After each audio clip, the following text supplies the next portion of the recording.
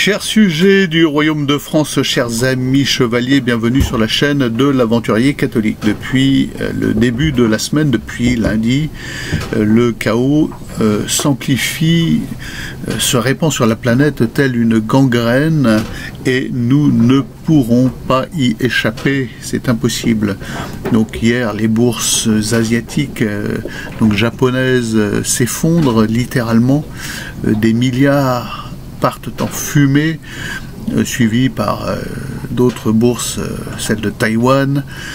Voilà, ne croyons pas que nous ne serons pas, nous, pauvres chevaliers, impactés par cela. Il est évident qu'un krach boursier appauvrit les nations et les peuples. Et que cela impacte toutes les économies.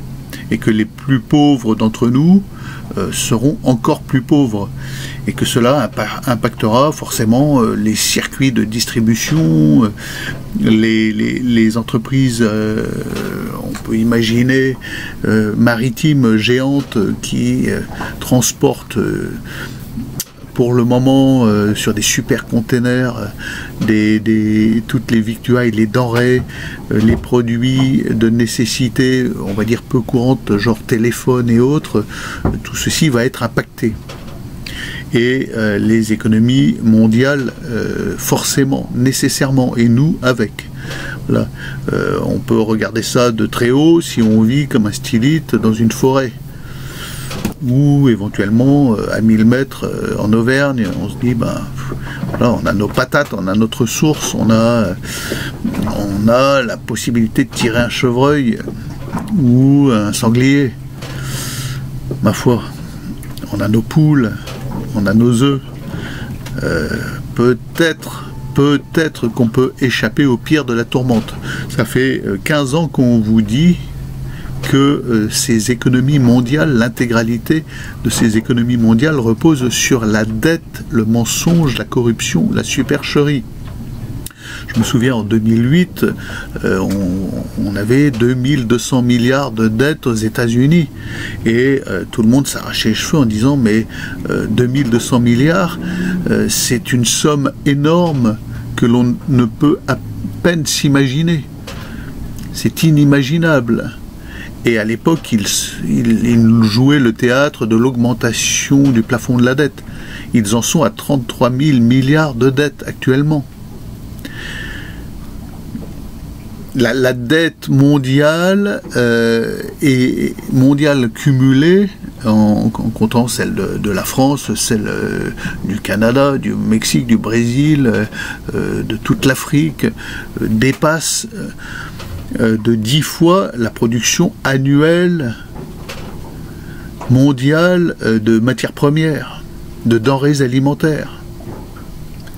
Elle est absolument impossible à rembourser, elle n'a aucun sens.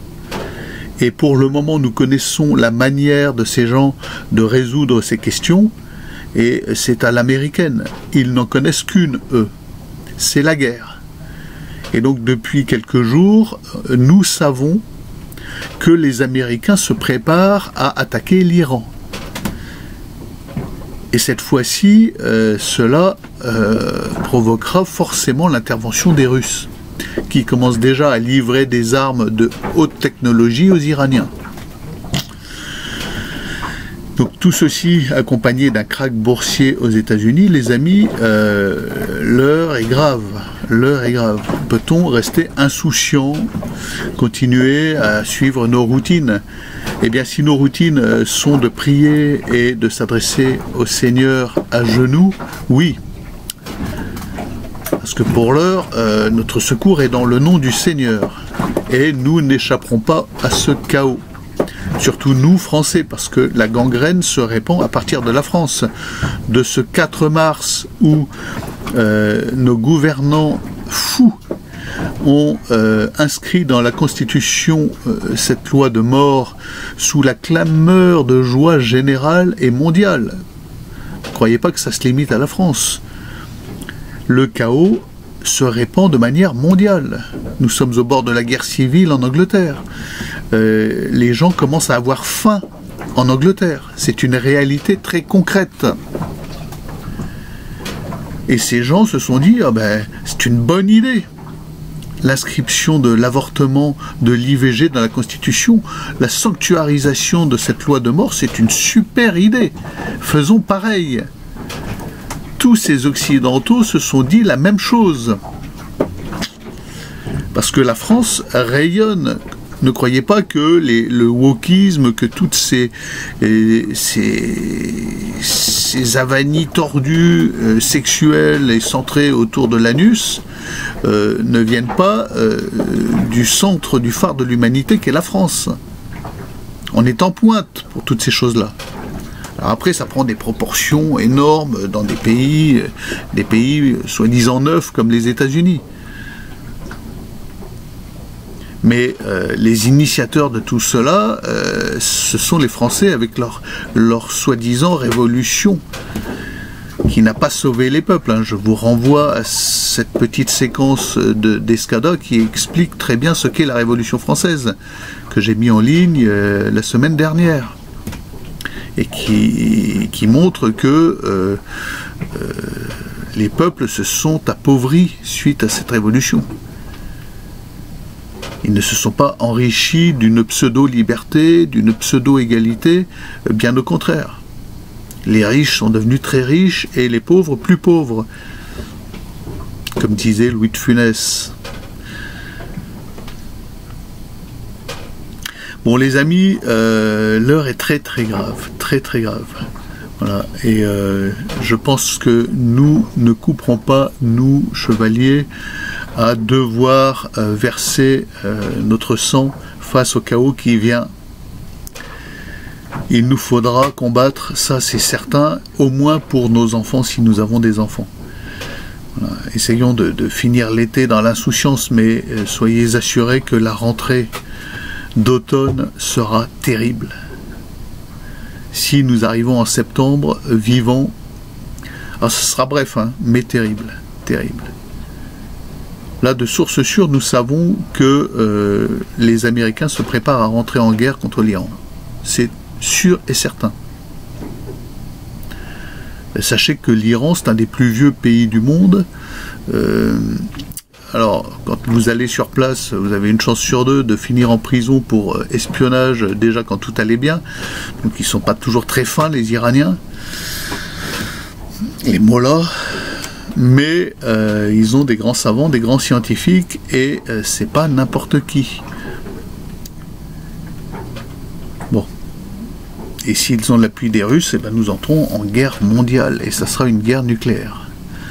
Voilà. Et donc la manière qu'ils ont de se préserver du chaos boursier, ces gens-là, c'est la guerre. Ils méprisent totalement la vie humaine, totalement. Ce qui compte, ce sont leurs dettes, leurs économies, leurs arnaques financières, et préserver ce système d'arnaques financières le plus longtemps possible. Et même si on doit tuer en passant 5 ou 6 milliards d'humains et ne laisser survivre que 500 millions d'humains. Alors voilà, il y a 10 ans on parlait de ça, on disait ah, complotiste, soralien, enfin autre nom d'oiseau. Maintenant, les gens commencent à bien voir qu'il y a un programme de dépopulation. Ceux qui ont conservé un minimum de lucidité durant le Covid et l'après-Covid, c'est bon, quoi. Il faut être fou. Il faut être fou pour gober un instant ce que nous racontent ces gens, ces gouvernants, pour croire qu'ils nous veulent du bien. Il faut être complètement fou pour croire qu'un Macron nous veut du bien. Maintenant, c'est évident, tout le monde le voit.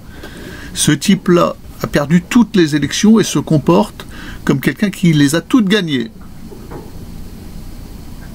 Et il va nous entraîner dans le chaos mondial. Pour lui, aucun problème. Il pense qu'il sera préservé dans son bunker avec Jean-Michel. Ou sans, d'ailleurs. Parce qu'on le voit fricoter avec d'autres ministres. Bon. Donc les amis, l'heure est très très grave ce jour où nous parlons. Très très très grave. Là, la situation est en train de dégénérer à une vitesse colossale. Enfin, ça s'accélère. On voit bien depuis le 4 mars, le chaos s'accélérait. C'est exponentiel. Le chaos avance de plus en plus vite. C'est comme un météore tombé sur Terre, et la boule de vagues de feu et autres se répand sur la planète, et elle est inarrêtable. Là, on parlera de ces jours, de cette semaine dans les livres d'histoire comme le déclenchement de l'abomination, de la dernière bataille d'Armageddon. Et donc, plus que jamais, les amis, notre secours est dans le nom du Seigneur. Il n'y a pas d'autre alternative que de ployer le genou devant Jésus-Christ. Tant que vous n'aurez pas compris ça, vos âmes seront en danger.